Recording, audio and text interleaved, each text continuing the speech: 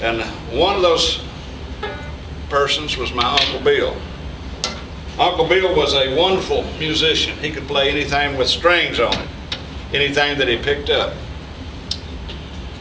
And he was a coal miner, and he lived down the hill right below where we lived. He was married to my Aunt Flo. He was my uncle by marriage, but Uncle Bill was a fine man. And he had a band, a family band, which consisted of his father and some of his sons and some of his brothers. And they played in different venues, mostly community functions and a few beer joints and some other places and a few dives that they would play and make a little money. But anyway, Uncle Bill was my very early influence as far as guitar players or mandolin pickers.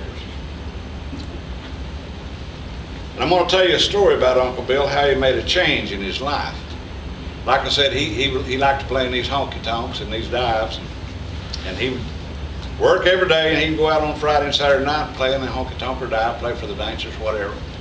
A lot of times he wouldn't feel too good on the weekends because he'd had a very busy night before. Fall of the year came one year, and my grandfather had this huge orchard, apple orchard, right below our cabin. And they would all gather in the fall of the year and go down to the apple orchard and pick these apples, and they would can them, or they would either dry them out, to where they could preserve them for the winter. They made some awful good pies and jelly and preserves and stuff out of these apples. And so we all congregated down there one Sunday to pick apples, and Uncle Bill was in the number. He was there. He'd had a rough weekend, but still he was willing to do his part. Uncle Bill weighed about 250 or 55 pounds, a big man in stature, but he was, like I said, a hard worker, and he was there and he was willing. We were picking those apples. It was on a real warm September day, and we were loading those baskets and sacks up. Uncle Bill was just plumb tuckered out. He decided he's going to take him a break. He went over to one of the large apple trees there, and he was going to sit under the apple tree and take a break. And he got right up next to the trunk and made his descent downward to sit down. And Cousin Buford, that's his boy, hollered, "Hold it, Daddy!" He said, "You're getting ready to sit on a big copperhead," and he's quiet. How many ever knows what a copperhead is? Upland moccasin around here. There's two species that live here, the southern copperhead and the northern copperhead. And both of them are pretty venomous. Pretty docile, but if you get them riled up, they will bite you. And Uncle Bill was already too late. He'd got all this weight and he's going downward. And he made it all the way down. He looks at Cousin Buford. "You just saying that, ain't you, boy?" "No, Daddy, I swear to you." Said, "You sat down on a big copperhead," and he's quiet. When they quiet, that means they're in the business mode. You know what I'm saying? They're ready to do business. They're ready to boogie woogie, in other words. You know what I'm saying? Anyway, Uncle Bill had sat down. "You just saying that, ain't you, boy? I'm going to skin your head when I get up here." "No, Daddy, I swear to God, I seen a big cop." And he knew when Cousin Buford swore to God, he was telling the truth. Then he said, "Oh, God, son," said, "you ain't joking," said, "I can feel that thing a-moving down here." Oh, you talk about a different color came on. He turned from a just natural color to one of the palest shades of white I've ever seen. Uncle Bill was in shock. He was scared. He didn't know what to do. So the guy said, "Well, we need to get you up, Uncle Bill. You can't sit there." "Don't touch me, boys, don't touch me." Said, "If you move me," said, "this thing's going to strike." Said, "I'm a dead man if you move me." Said, "I ain't got no hope." Said, "Just let me sit here. Just let me sit here."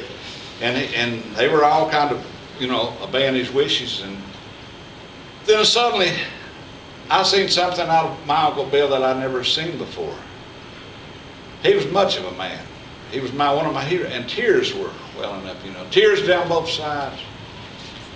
And then I seen something that I never thought I'd ever see. He started making a deal. And he was talking to Jesus. He said, "Lord, if you'll let me up from here, I'll never drink no more. I'll never cuss no more. I'll never chase no more women." He said, I'll never do none of that stuff I've been doing." Said, "Lord, if you'll just let me out of this life so I can be with my family again." Said, "Please, Lord," said, "let me up." And he said, "Lord, every time the doors open to the church with Flo," said, "I'm going to be right there. I'm going to take my music to church, and I'll never sin again if you'll free me from this horrible demon that I'm sitting on. Oh, was he ever scared? Because he done made a deal with the Lord, you know. He done made a deal right there. And so it got to where it's getting way up in the day, it's getting dark.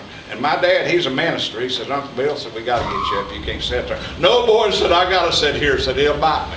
He said, it's going to be all right. Said, you're going to be fine. He told the rest of the guys, said, we got to manhandle him. We got to get Uncle Bill up from there. So they all rushed him and pulled him up, and he was trying to fight them off, push him off. They finally got him up, and that old snake looked like a pancake laying there. Lord have mercy. That thing was much flatter than any flitter I ever seen. That old snake. He long been gone. Of course, Uncle Bill didn't know. But I'm going to tell you something about Uncle Bill. He was a man of his word. He was a man of his word. He never did play in the honky-tonks no more. He never did drink no more moonshine. Never known of him ever cussing again. And he didn't chase too many women after that. But I loved Uncle Bill. He showed me how to play a lot of music on the guitar and mandolin, and like I say, he was one of my heroes. I wrote a song about him. I'm going to share this one with you. And he lived right to the right of the old church there. There's a lane that crosses the railroad there. Y'all seen that lane? It goes across what it used to be a railroad track there. I don't think it's there anymore. But he just lived up the road there a tad bit, and Uncle Bill spent the rest of his days going to church and doing what he was supposed to do. And he finally died back in the 80s at a very ripe age of 87. He lived in Lake City when he passed away. But I wrote this song about Uncle Bill.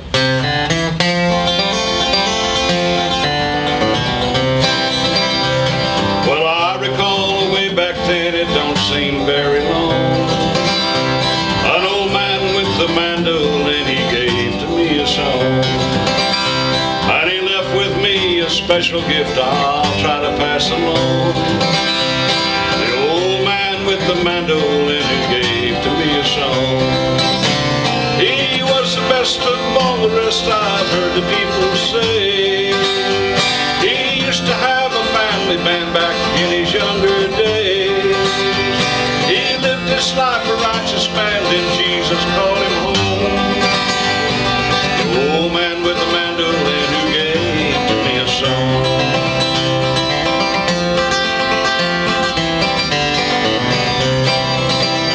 Well, we used to play together in the church up on the hill.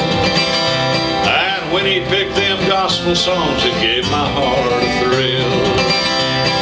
Amazing grace, how sweet the sound, he'd pick it loud and long. The old man with the mandolin who gave to me a song. He was the best of all the rest, I've heard the people say. He used to have a family band back in his younger days.